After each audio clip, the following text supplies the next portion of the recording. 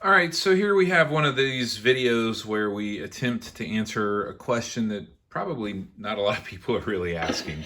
But that question is, how much difference is there in vanilla extract? I use a lot of vanilla extract. I love it in coffee, especially like French press coffee mixed in with the grounds. Oh man, really good. I also do a little bit of baking, and typically, when I'm trying to do anything, I am trying to use the best quality ingredients that I can afford. So, with vanilla extract, it really runs the gambit. I've got 5 different ones here, a couple just because I've collected them and just had some in my rental houses or whatever. And there's certainly many more out there. The McCormick brand is probably what a lot of people are used to, and that's usually more in like a red and yellow box. And you can get their imitation vanilla extract 2 ounce amount for typically like even $1 at the dollar store or something like that, or a Walmart.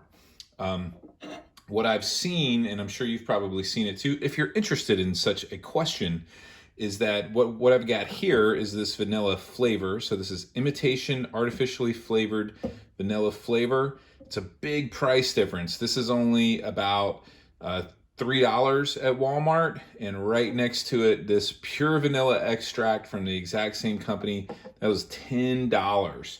So it's 3 times more. It was about $10 also for this McCormick brand organic. Ooh, organic marketing is just everywhere. Premium pure. It might have even been a little bit more than $10.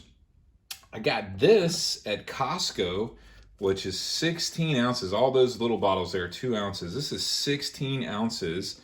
This was about $9, but for 16 ounces, it does show this is basically just a Costco brand. It has no brand name on it, just distributed by Costco Wholesale Company.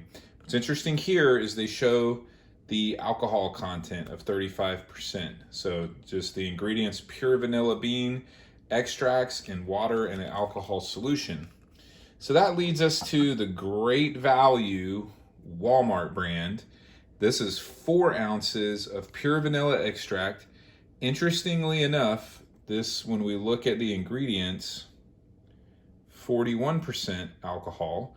So it's a little bit more alcohol, a little bit cheaper. This 4 ounce bottle of pure vanilla extract was only about $7 versus 2 ounces at around $10. So less than half the price on the Great Value brand. Now, also, I think that I find kind of interesting, none of these other ones contain anywhere on the packaging that I could see what their alcohol content was, what the percentage was. So I just kind of find that interesting why they don't advertise that. Maybe it's online. I've already probably wasting enough time in my life just reviewing vanilla extracts. But what I'm going to do next is I'm interested in the taste between some of these finer ones. I'm also interested in their viscosity, which is the, basically like how thick or dense a liquid is. Now I shook that up a little bit, but you can see maybe on there that it's kind of in not a consistent color all the way around. That's interesting. Now both of these are about the same. This is the Imitation right here. That's pretty interesting. So we'll take a look at those. You can see how those kind of even mix together. Maybe this isn't the most scientific test. I can tell you that from these 2 brands from the same company, that the Imitation was a lot thinner in its color and everything else. Perhaps I will just focus on those 2 things, because I did find that to be kind of interesting. Here is the real vanilla extract. Kind of see that's darker in color. Here's the Imitation. I'll put it right there. They're gonna, oh, look at that. That's kind of interesting. They're not even forming together. Isn't that kind of cool and kind of odd and maybe slightly disturbing. I'm gonna taste the real. Then I'm gonna drink some water. Different finger, tasting the imitation. There is a noticeable taste difference for sure. That is just bizarre how that is forming together.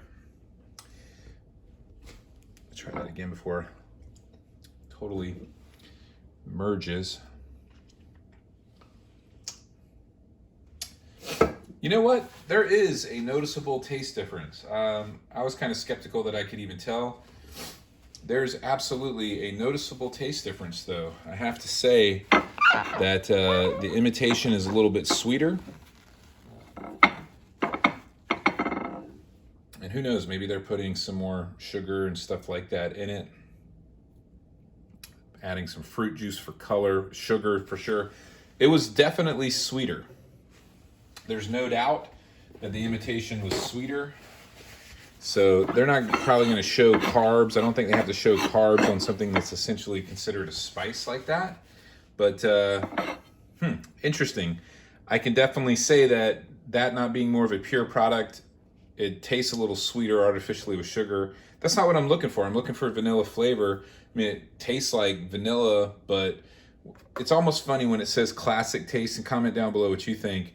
I mean, a lot of people, unfortunately, don't have a taste of what things actually are, especially with modern foods and American food and snack foods in general. It's just so loaded with sugar that you just automatically think that the original flavor is just this super sweet thing. And it's really not. To me, that's more of the real vanilla flavor. I'm going to quickly compare this one from Costco. Now, this was the best bargain of the bunch, $9 for that. Absolutely a good Costco deal. And why in the world that's having so hard to come out? Now, remember, the Walmart brand had more alcohol, which is here. Costco had a little bit less. You know, not a perfect taste test analysis, but I can tell you that they taste about the same as much as I can tell. I am drinking water in between. So this is pretty much the most expensive one. It was like about $10 or $11 for 2 ounces. And this was like $9 for 16.